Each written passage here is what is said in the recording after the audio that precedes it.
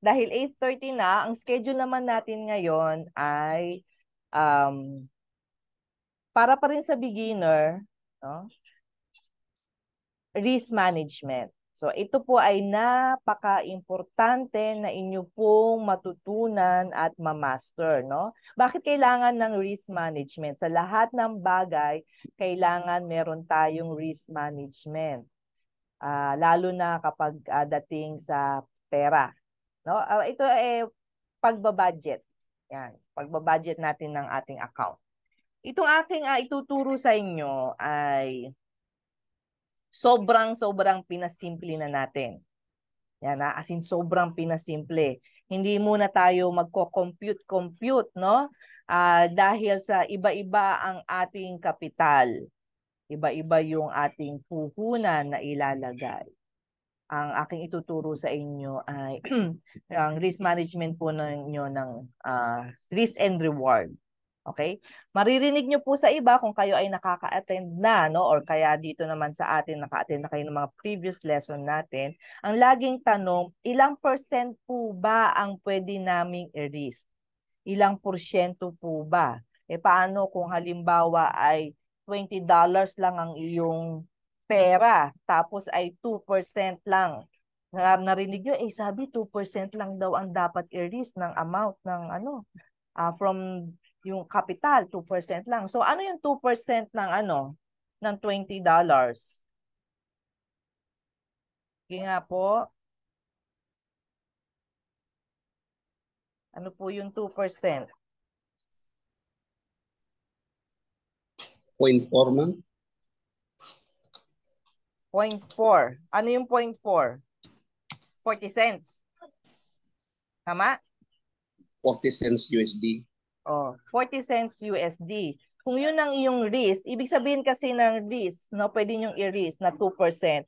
Kapag na-hit yung 0.4, hindi na kayo magte-trade kasi na-hit niya na yung risk po ninyo. Di ba? So napakaliit noong 'yung 2% para sa $20. Kung $100, $10,000, malaki-laki yung 2%, di ba? So paano po natin pinakasimple na tayo ay magte-trade, no? Na okay yung ating risk and reward. Remember, ang ating po dito ay pera. Pera po ang ating itine-trade dito. So wala tayong physical na produkto, wala tayong physical na negosyo na pagkakagastusan, no? Wala tayong pasasahuran na tao, o kung tayo naman na empleyado, wala tayong bibiling uniform, hindi tayong mamamasahe or maggagasolina toll gate para makarating sa ating trabaho. So ito sa atin, meron tayong risk, no? Pwedeng mawalang pera sa inyo kapag kayo ay nag-trade, no? There is no guarantee na kayo ay kikita. Ay, bakit pa tayo mag-aaral kung wala palang guarantee? Ang ibig po sabihin noon ay kung kayo ay hindi nyo po ito naintindihan, hindi nyo po ito natutunan ng tama, wala pong garantiya na kayo ay kikita dito. Yung iba, ang nangyayari, no, yung sino dito yung mga experienced trader na nagdeposito, kumita, nawala, nasunog. Nagdeposito, kumita, nawala, nasunog. Hindi na umabot sa withdrawal. O, di ba? So, meron siyang risk. Kumita kayo, nakita nyo, nag-profit kayo. Ang laki pa ng na-profit nyo, maabot pa ng hundreds of dollars, pero hindi nyo na-withdraw. So, bakit ganun? Kasi nga, walang proper training, walang proper skill, and baksak sa trading behavior. Di ba? So, ito yung aking simpleng paraan para po makatulong sa inyong trading. So, halimbawa po, ano po ba, no, ang mas maigi? Yung malaki ang kikitain pero maliit lang yung iyong allowance para i-risk mo. Okay po ba yon? Or maganda po ba pantay lang siya o mas malaki yung risk mo tapos maliit lang yung kikitain mo? Okay ba 'yon? Okay ba 'yon? Mas malaki ang risk tapos konti lang ang kikitain. Yes or no? Okay ba 'yon? Mas okay sana ma'am kung konti ang risk tapos malaki ang reward. Okay, so kayo na po mismo nakapagsabi niya na mas maganda kapag mas malaki ang reward kumpara sa risk. So bakit kayo nagte-trade ng mas malaki ang inyong stop loss kumpara doon sa inyong profit? Kasi para hindi ma-hit yung aking stop loss, may allowance siya. Yan. So meron yung consequence, no? Paano kapag na-hit yung iyong stop loss na malaki compared doon sa yung take profit na maliit. Halimbawa, kumita ka ngayon. 3 beses kang kumita ng 10. Tapos ang risk mo ay 100. Yung 3 beses kang kumita ng 10, 1 beses ka lang matalo ng 100. Anong mangyayari? Lugi ka pa. Nakuha pa yung puhunan mo, nakuha pa yung kinita mo. Tama ba? Napipicture nyo ba yung sinasabi ko? Yes, ma'am. Okay. So, ganito ha. Again, for the sake of visualization, no? Ay hindi tayo mag-a-analyze. Okay? Huwag niyo pong gagawin ito. Itinuturo ko ito sa inyo para madali niyo pong makita kung paano siya gagawin. Pero dapat, kung actual trading na, kailangan pag-aaralan niyo po muna, i-analyze ang market bago kayo mag-buy and sell. Buy or sell. Okay? Malinaw po yan ha. Baka kasi mamaya, ma-misinterpret nyo. Ganun lang yung ginawa niya, nag-enter na siya . Hindi po ganun ha. Malinaw? So halimbawa po, tayo dito ay may support and resistance. Okay? Ito yung kasing huling topic natin, di ba? Support and resistance. Yan. Ito yung ating support and resistance. And syempre, nagkaroon na siya dito ng reaction at nag-bounce na siya. Ikaw ngayon ay mag-e-enter ng iyong, magpa-plot ng iyong buy. Okay? So, magpa-plot ka ng buy po dyan. So, ang sabi natin, mas maganda kung mas malaki ang iyong reward kumpara sa iyong risk. So, ano pa yung ating inilalaan na stop loss? Ang ating stop loss, halimbawang support and resistance ang ating ginagamit, ay hindi natin isinasagad sa ating support and resistance. Lakihan natin, para inyong makita. Yan. Kita na po ba? Okay, so wag nyo pong isasagad. Wag din pong konting, kuripot na kuripot, just below the support and resistance kapag nakabay. So medyo po, lalo na't meron kayong nakita, na mga wick or body na nakalawit, mas ibaba nyo pa po doon at ilagay po dyan. Okay? And syempre, ang inyong reward ay mas malaki dapat dito. So, halimbawa, paano kayo magre-reward? Paano kayo maglalagay diyan? Anong pagbabasihan nyo? Kung meron tayong support and resistance dito, naging topic natin dito mga MC, di ba? Yung last topic natin, yung support and resistance, Yung iba hindi pa nagpapasa ng assignment nila. Yan, Halimbawa may support and resistance dito and ito yung ating target. Okay? Yan ang ating target. So, just below the support and resistance kapag nakabay. So, hindi natin siya isasagad para mas, hindi naman sure na sure, hindi 100%, pero mas malaki yung probability na makukuha natin yung ating target. So, ito po ba, sa tingin po nyo, visually, yan po ba ay magandang trade, para sa inyong risk and reward, sa inyong risk management? Okay po ba yan? Napaka-okay po, ma'am. Okay, di ba? So, mas maigi kung magiging ganito po ang inyong itsura ng inyong trade. Okay? Kailangan ang inyong reward ay mas malaki sa inyong stop loss. Ang stop loss ay inilalagay natin, hindi yan para ma-hit ha. Hindi natin pababayaang ma-hit ang inyong stop loss. Ito lang ay to keep your account safe from sunog. Okay? So pag nakikita nyo na nagbibigay na siya ng signal, ang market na nagre-reverse na siya, i-manually exit nyo na po. Huwag nyo nang hintayin na ma-hit ang stop loss. Dahil ang stop loss, dapat yan ay madalang na madalang lang mahihit. Okay? Madalang. Dahil napakalaki nung ating inilaan na stop loss. Eh, malaki ba yan, coach? Eh, ano daw to? Mas malaki naman yung aking risk. Ay, ang aking reward. Oo, malaki yung iyong reward. Pero syempre, yung inilaan mo para sa trade na yon na iyong stop loss ay malaki para magkaroon ng breathable space yung iyong market, di ba? Dahil taas baba nga ang market. So, medyo malaki siya. Okay? Nagigets niyo po ba yung aking ibig sabihin? So, katulad niyan, so extend natin dito ang ating support and resistance. Nagkaroon ng bouncing reaction. So, sell naman tayo. Yan. Yan ang ating TP ay sa ibabaw lang. Siguro para masigurado yung dito, yung linya nito, no? Yan. So, ayan ang ating take profit.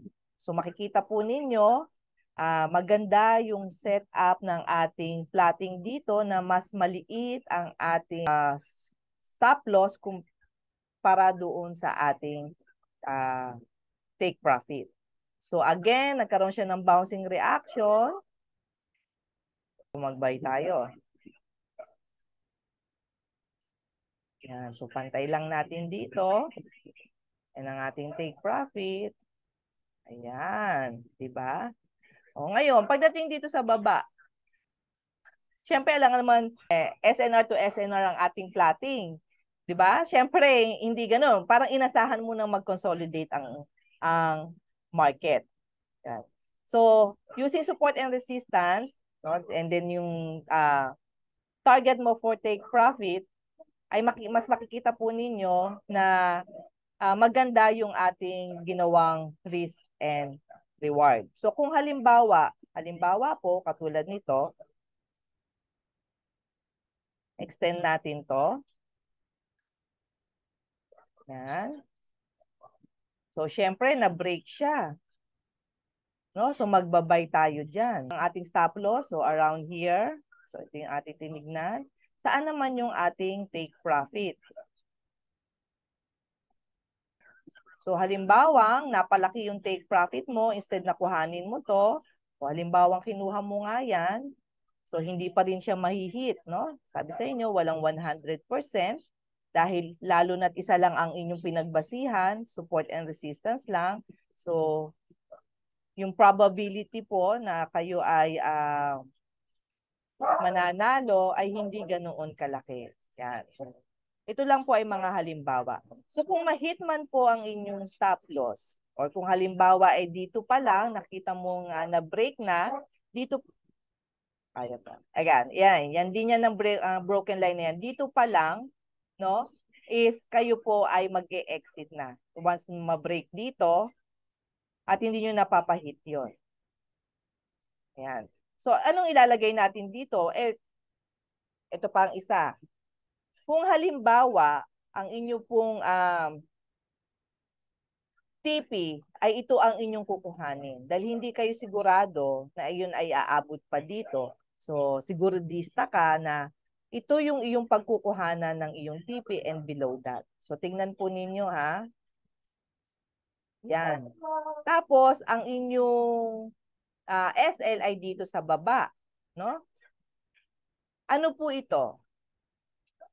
59 pips at saka 71 ang stop loss. Kayo po ba ay magte-trade? kung ganito po ang inyong plotting?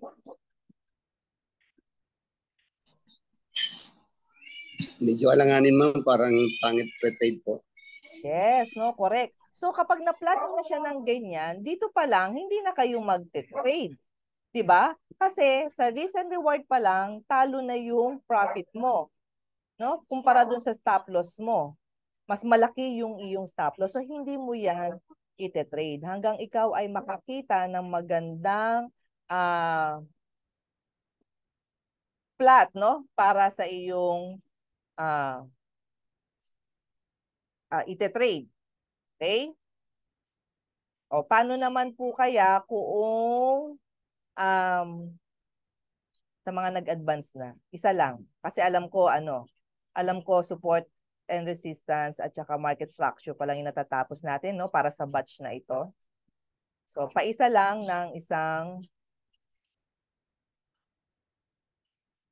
wala. Okay. Okay.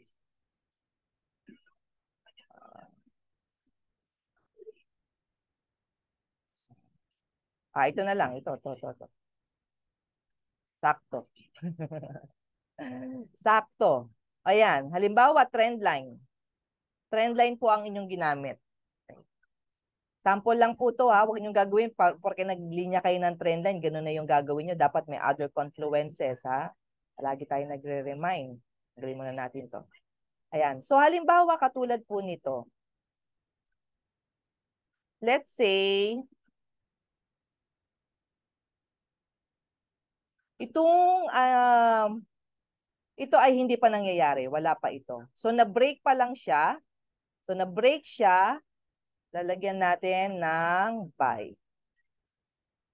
Ayan, buy.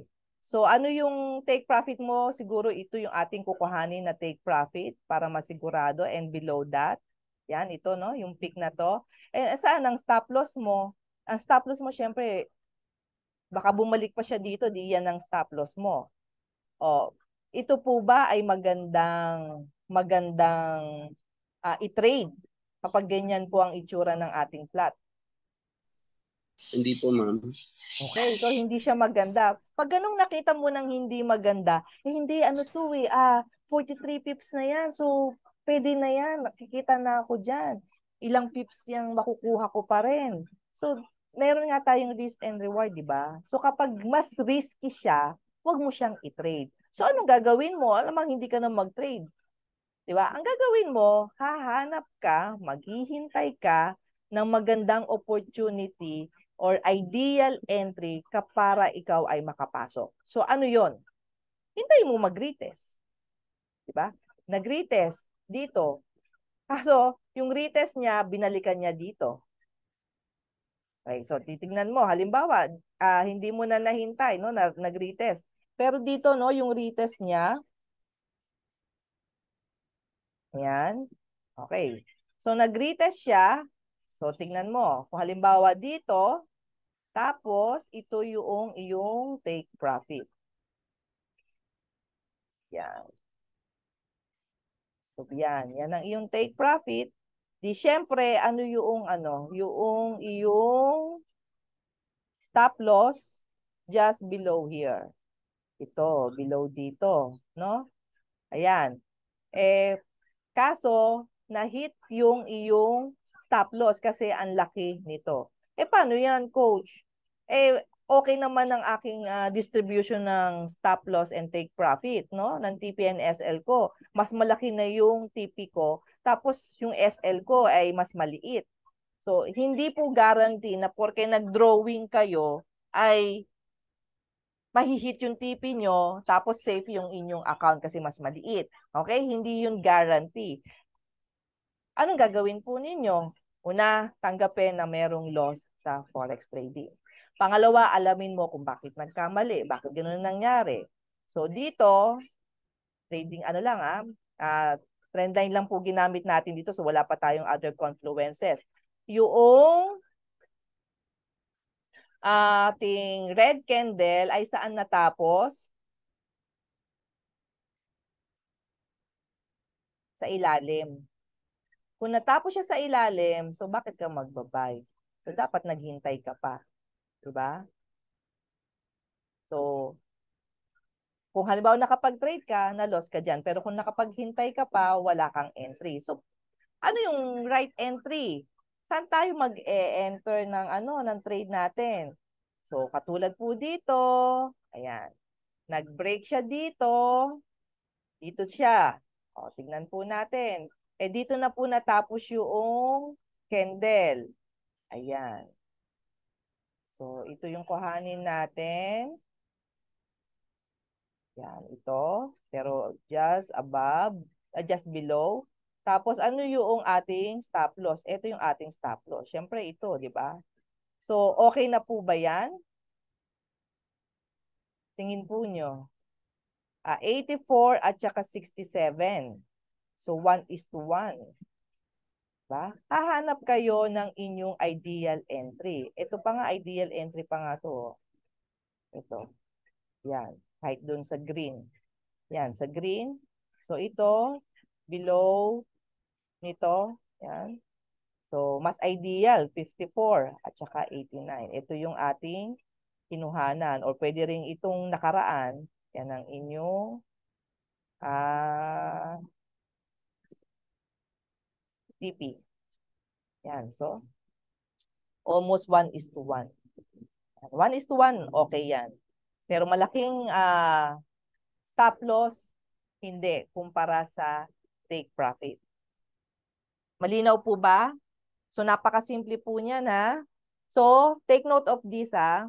So, ang goal natin ng ginagawa natin ito, dapat ma-secure natin yung ating account. So, para ma-minimize natin ang loss at ma-maximize natin yung ating profit. So, una, paano gagawin natin? So, maalam tayo niyan, no? Yung pong ating account, mag-umpisa po kayo. Paano mapoprotektahan unang-una yung pera po ninyo? So take note of this. Dapat mag-umpisa kayo with small account and small lot size. Okay? Number 1, small account and small lot size. Kapag kayo ay magla-live na, yun po ang makakaprotekta ng inyong account. Eh, paano tayo kikita, coach, kung maliit? Yes, kasi malaki ang probability na mawala po sa inyo ang maliit na pinuhunan nyo dahil syempre, kapag beginner, madalas magkakamali pa yan.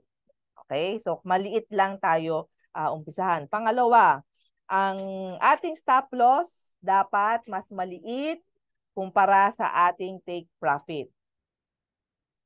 Okay, kapag hindi na-meet ang criteria na to, kapag mas malaki ang magiging stop loss kumpara sa take profit, huwag mag-trade, no? Maghintay. Malinaw? Maghintay.